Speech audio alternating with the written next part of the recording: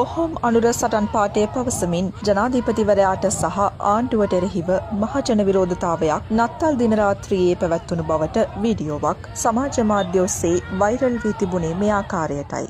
මෙහි ඇත්ත නැත්ත සොයා බැලීමට ෆැක්ට් ප්ලස් අප කටයුතු කළා. වීඩියෝවේ හඬපටය විරෝධතාවයක ස්වරූපයක් ගත්තත් එහි රූපරාමුවල දැක්වෙන්නේ වාහන තදබදයක දර්ශනයි. එම නොගැලපීමද සැලකිල්ලට ගනිමින් අප සිදු කළ සොයා බැලීමේදී තහවුරු වුණේ අදාළ වීඩියෝව ඊයේ නත්තල් දිනයේ කොළඹ නගරයේ ඇති වූ වාහන තදබදයේදී ලබාගත් වීඩියෝවක් බවයි. නමුත් එහි පසුබිම් හඬ තුළින් ගෝහෝම් අනුර ලෙස හඬක් ඇසෙන්නේ නැහැ. නත්තල් අසරිය නැරඹීම සඳහා දෙසැම්බර් 25 වනදා රාත්‍රියේ විශාල ජනකායක් කොළඹ නගරයට ඇදීම හේතුවෙන් කොළඹ නගරයේ දැඩි රථ වාහන තදබදයක් ඇති වී තිබුණා. කොළඹ නගරයේ ඇති වූ වාහන තදබදය ප්‍රධාන මාධ්‍ය සහ සමාජ මාධ්‍ය ඔස්සේ වාර්තා කර තිබුණේ මෙලෙසින්.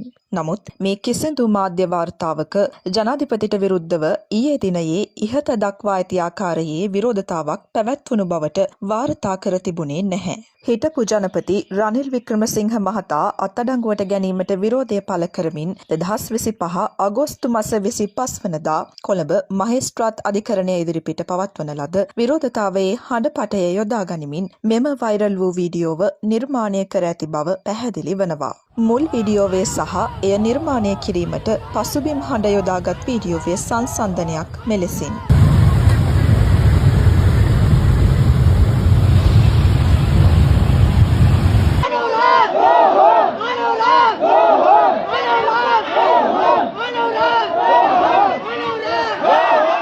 ජනාධිපති මාධ්‍යංශයේ විසින්ද සඳහන් කර සිටියේ මෙවැනි විරෝධතාවක් ඊයේ දිනයේ සිදු වී නොමැති බවයි. එසේම හුවමාරු වන වීඩියෝව ව්‍යාජ ලෙස සංස්කරණය කරන ලද වීඩියෝවක් වන බවත් ජනාධිපති මාධ්‍යංශයේ විසින් සඳහන් කර සිටියා.